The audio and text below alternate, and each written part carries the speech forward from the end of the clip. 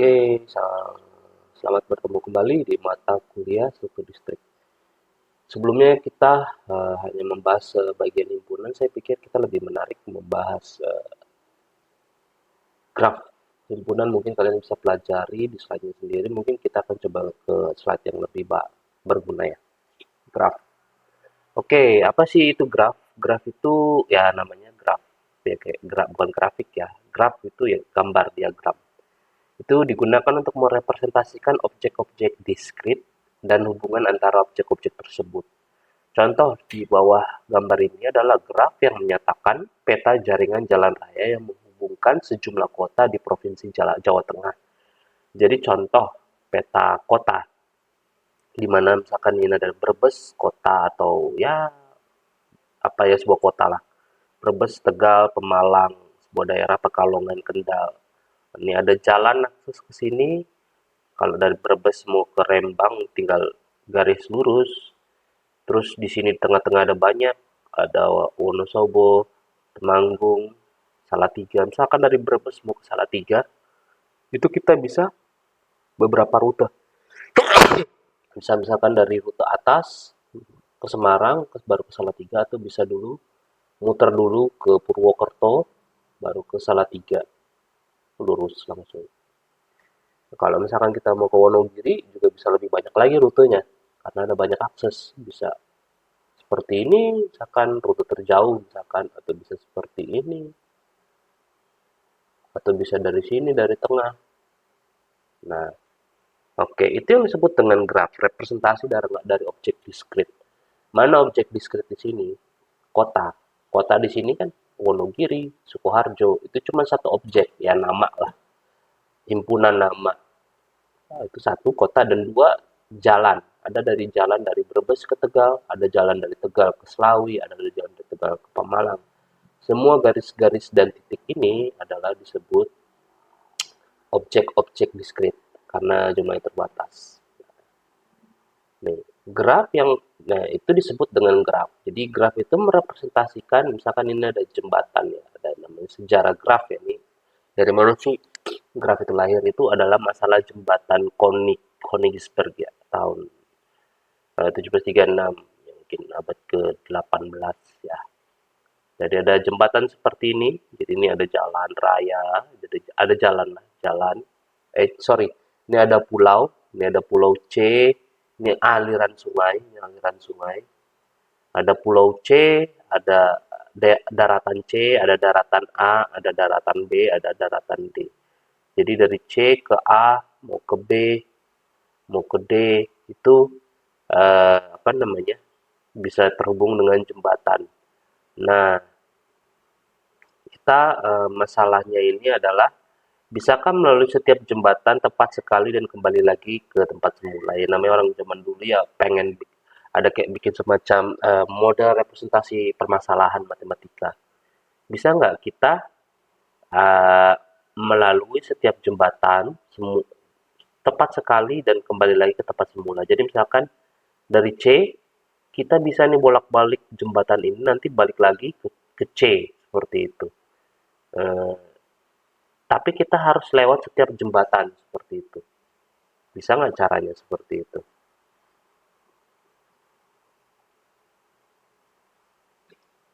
Jadi kita, oh sorry, jadi intinya kita nanti harus kembali ke tempat semula, tapi jembatan ini hanya kita bisa lewati sekali. Nah, gimana caranya?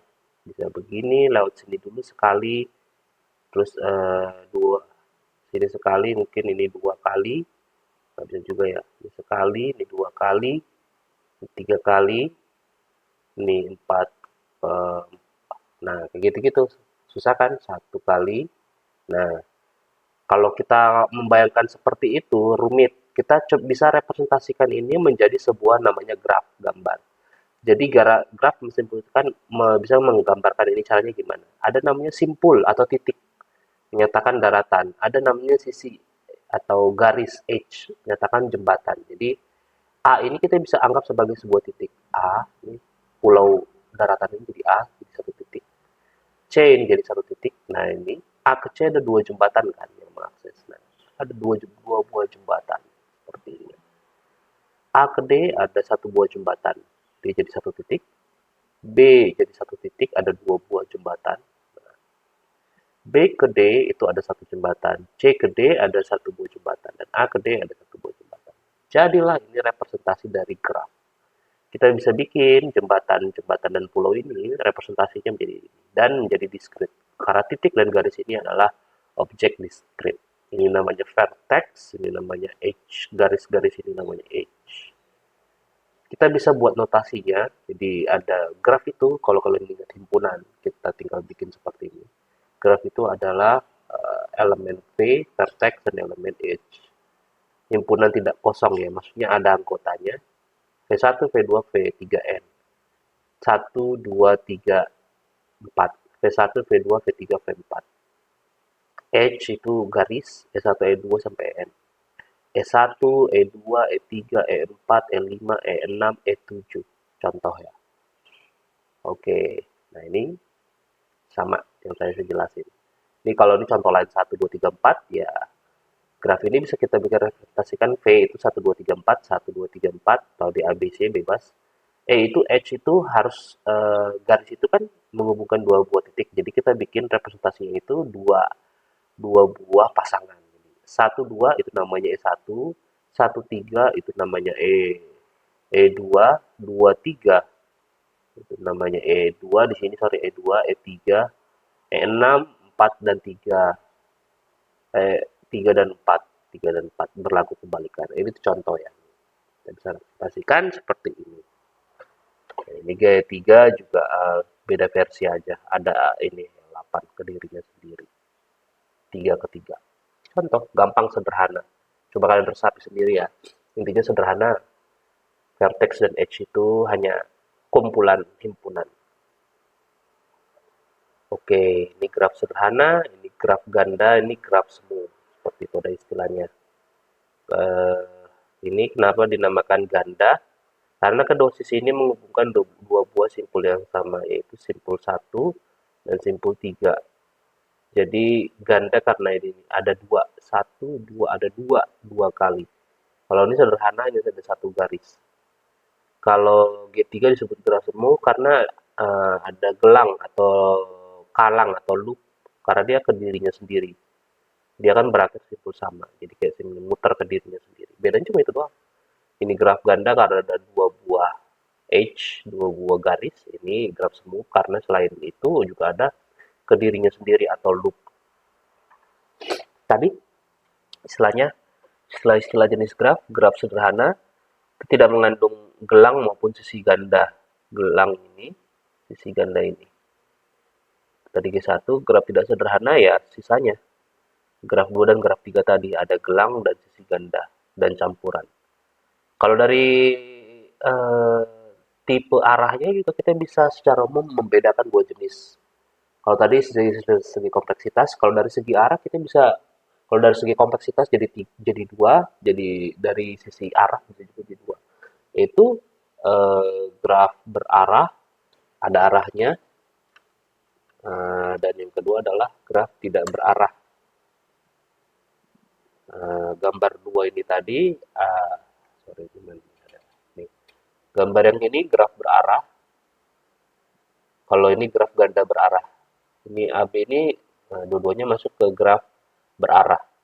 Kalau ini tadi disebut ketiga-tiganya graf tidak berarah karena tidak ada panah seperti itu.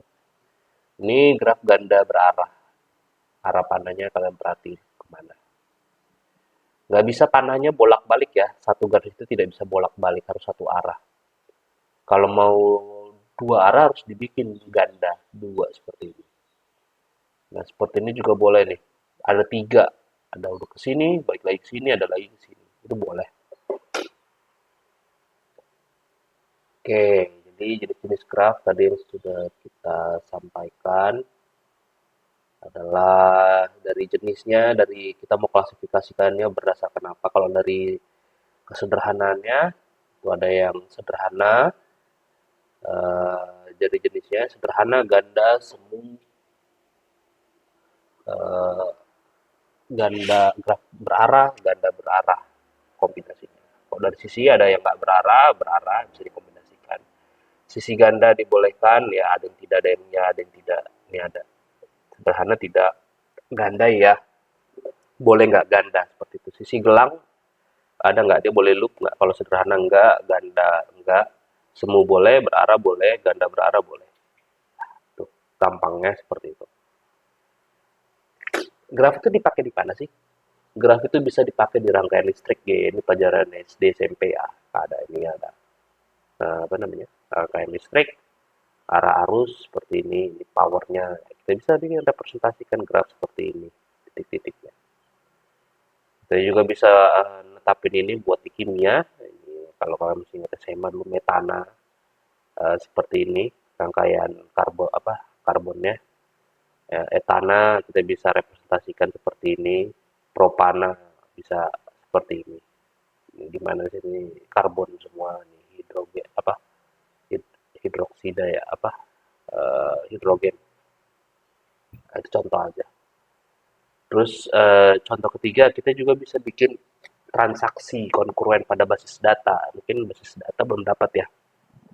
Intinya di basis data itu ada transaksi. Kalau kalian misalkan di bank, misalkan kalian transfer ke misalkan si Adi transfer ke Budi, terus Budi apa namanya transfer ke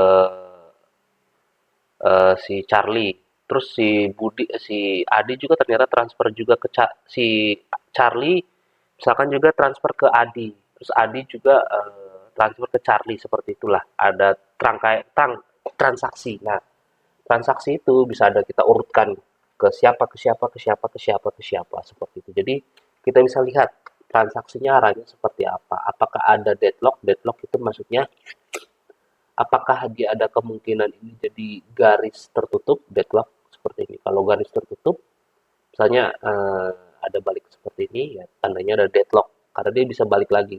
Seperti ini seperti ini ke sini, terus ini ke sini. Nah ini bisa ada deadlock itu menunggu seperti itu. Transaksi T0 ke T2 ini bisa menunggu dari T3 ke T2, contoh seperti itu. Sama juga ke T1, ini T2 juga harus menunggu, T0 harus selesai, itu namanya disebut deadlock. Nah, bisa juga nih kita bikin ini sebagai representasi dari pemrograman. Kita bisa bikin semacam kayak apa namanya flowchart, semacam flowchart ya. Tapi bedanya di flowchart if then else-nya seperti ini ya kita cuma hanya bikin titik aja. Kondisinya ini kita ditulis di sini seperti itu. Kalau if then else kan ini ditulis kondisinya, kondisinya, kondisinya, kondisinya. Nah, di sini kita tulis dengan bahasa pemrograman. Read X ini di satu, read X, while X bukan 9999 ini. Ditanya X 9999 bukan, bukan. Kalau misalkan ternyata 999 dia ke kondisi 7 yaitu right line X, nulis nilai X. Kalau nilainya bukan 999 dia masuk ke sini. 3x lebih kecil dari 0 dicek. Kalau x lebih kecil dari 0 ditulis tidak boleh bilangan negatif, itu nomor 4. Else-nya nomor 5, x-nya ditambah 10. Nah, habis itu ditulis dan selesai. N. Nah, bisa merepresentasikan program untuk pengujian. Untuk bisa lihat ini path-nya kemana. Ini sebenarnya sama aja kayak flowchart seperti itu. Terus bisa juga untuk teori otomata. Ini mungkin lanjut, ini otomata itu semacam diagram state, keadaan kondisi. Jadi ya menggambarkan flowchart. Jadi dari A misalkan 0 rupiah dimasukkan ya, berarti dia masuk ke dirinya sendiri, selesai. 5 rupiah dimasukkan ya, dimasuk ke kondisi B. 10 rupiah dimasukkan, mau masuk ke kondisi C. 15 dimasukkan. Misalkan saya masukkan 25, misalkan 25 berarti ya kita lihat dulu sini ke sini. Ini 25 dari angka yang paling besar, A15 berarti 15 masukkan. Habis itu sisanya berapa? Sisanya 5. Nah, 5 berarti 5 itu kan di B. Ya, nanti dia balik ke sini ke B. Seperti itu. Jadi dia flow-nya langsung ke D dulu, baru ke B. Nah, semacam flowchart lah seperti itu. Nanti dibikin aplikasinya ke mesin tersebut. Oke, ini latihan ya. Ada solusinya kah? Menggambarkan graf menggambarkan sistem perbandingan setengah kompetisi yang diikuti. Nah, ini nggak usah, kita skip. Oke, terminologi graf, mungkin saya sampai terminologi graf aja.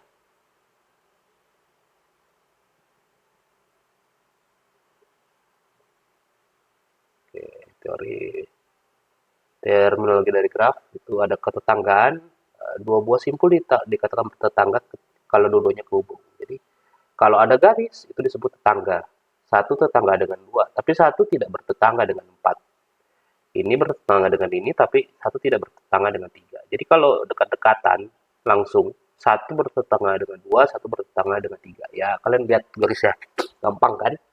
Itu ketetanggaan. Kalau bersisian ini insidensi itu sekarang kita ngomongin edge bersisi, jadi sisi 2 3 itu bersisian dengan simpul 2 dan simpul 3 ya, tinggal titik-titiknya aja. Kita kalian lihat. Sisi 24 bersisian dengan 24 tapi tidak yang tetapi sisi 1 dan 2 tidak bersisian dengan simpul 4 ya gitu. Kalau misalnya 24 garis ini ya titik ini sama titik ini doang, gampang lah. Kalau ini ya ini garis ini ya 2 sama 3. Nah, kalau yang lingkaran ini gimana? Yang loop. Ya berarti cuma 3 doang, nggak ada yang lain. Gampang. Satu bukan sisinya, dua bukan sisinya. Segampang itu. Simpul terpencil. Nah, sebetulnya simpul yang tidak mempunyai sisi yang bersisian dengan ini apa namanya? G3. G3 adalah simpul terpencil. Jadi namanya terpencil, kagak ada akses seperti itu. Dan jarang sih sebenarnya. Ini kondisi isolated seperti itu.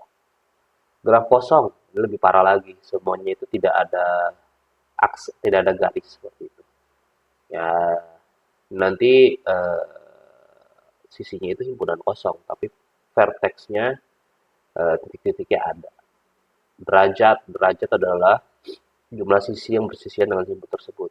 Nah, contoh G1 D1 sama dengan D2 sama dengan eh, jumlah sisi ya yang bersisian. Nah, satu itu ada berapa sisinya? Yang garisnya ada berapa? Satu, dua, ada dua. D4 juga sama, satu, dua. D2 juga sama, ada satu, dua. Seperti itu. Coba graf D3, D5. Graf graf G3 untuk titik 5. Dia tidak ada garis sama sekali kan. Tidak ada garis. Kalau 4 ada satu garis. G2 dari D1 itu ada tiga. Satu, dua, tiga. Jumlah garis yang dari dirinya. Kalau dua ada satu, dua, tiga. Sorry, ini harusnya bukan D2 tapi D3 ini. Ini yang benar yang mana sih? Sisi dengan sisi belang. Ini harusnya tiga sih. Salah nih harus tiga. Satu, dua, tiga. Kecuali di sini ada loop baru dia empat.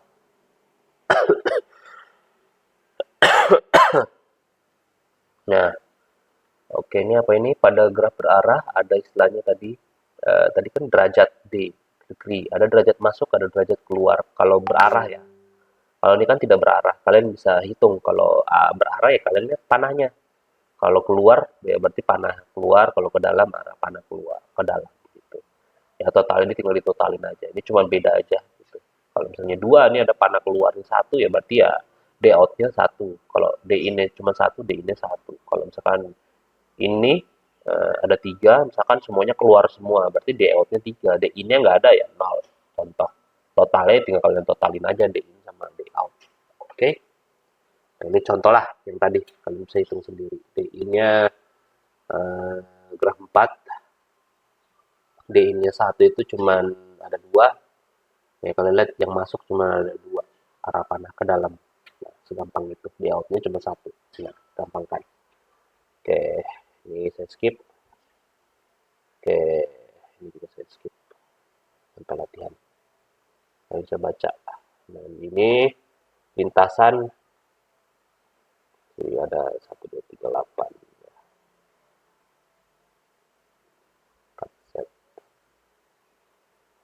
Oke, lintasan itu ya jadi lintasan yang panjangnya n dari simpul V0 tujuan PN dalam graf. Nah, jadi misalkan ada dari kita mau bikin lintasan, tinjau graf G1, lintasan 1, 2, 3, 4 adalah lintasan dengan baris sisi 1, 2, ini garis ini, garis ini, garis ini. Kita yang bikin menentukan mau dari kemana kemana. Panjang lintasan adalah jumlah sisi lintasan.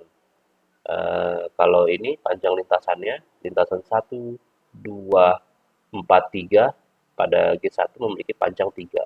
Jumlah sisinya 1, 2, 3. Ya segampang itulah. Lintasan pet namanya lintasan. Ke sini, ke sini, ke sini. Kalian tentukan atau soal yang menentukan. Misalkan 1, 1, 3, 4 ya bisa juga. Itu lintasannya 1, 3, 4. Sisinya 1, 3, 3, 4. Panjang lintasannya cuma 2. Karena cuma ada 2 garis. Segampang itu. Cycle atau sirkuit.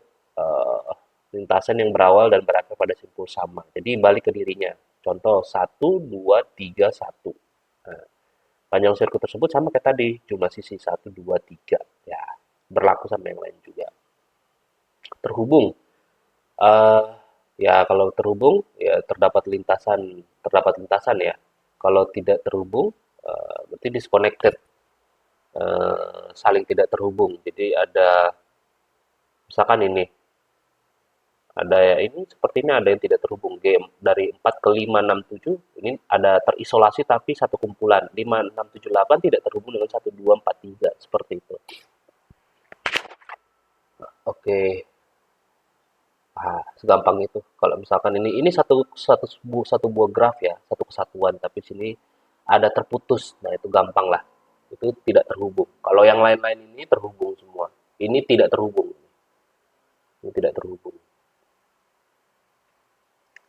Nah, ini bisa kalian baca sendiri karakteristiknya apa. Ini sifat-sifatnya aja ya. Ada juga subgraph atau komplement. Eh,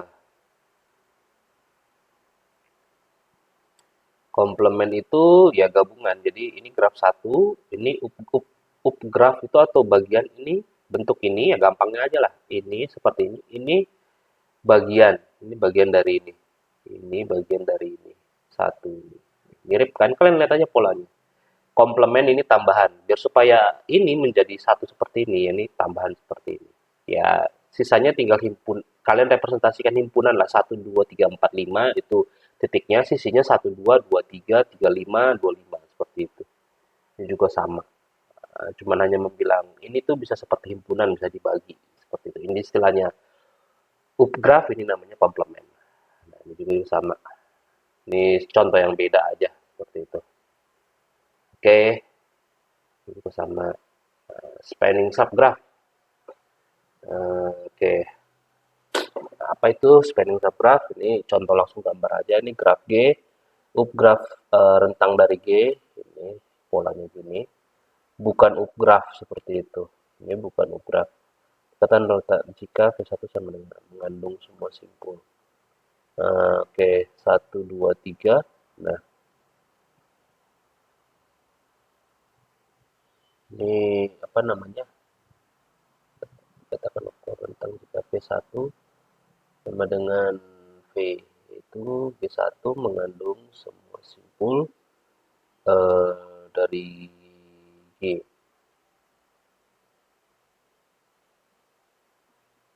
Oke, ini karena ini ada dua, jadi kayak ada balik lagi dua disebut sini, makanya bukan rentang dari G, harusnya garis satu gini doang, karena ada dua. Oke, cut set, mungkin ini terlalu spesifik ya, karena nggak akan disebut juga cut set, ini dibagi dua intinya, seperti itu, di cut, seperti itu. Kalian bisa baca sendiri. Graf berbobot, yang penting-penting aja ini graf berbobot, jadi ada titik-titik, ada bobotnya. Ya, bobot ini bisa menyatakan representasi misalkan jarak berapa kilometer atau arusnya 10 watt misalkan seperti itu. Tergantung definisi. Ini yang paling penting. Yang lainnya hanya sifat-sifat istilah. Oke, ini materi selanjutnya mungkin sampai sini. Tadi hanya karakter. Nggak usah perlu kalian dalami banget. Inti-intinya aja ya. Sekian dari saya. Terima kasih.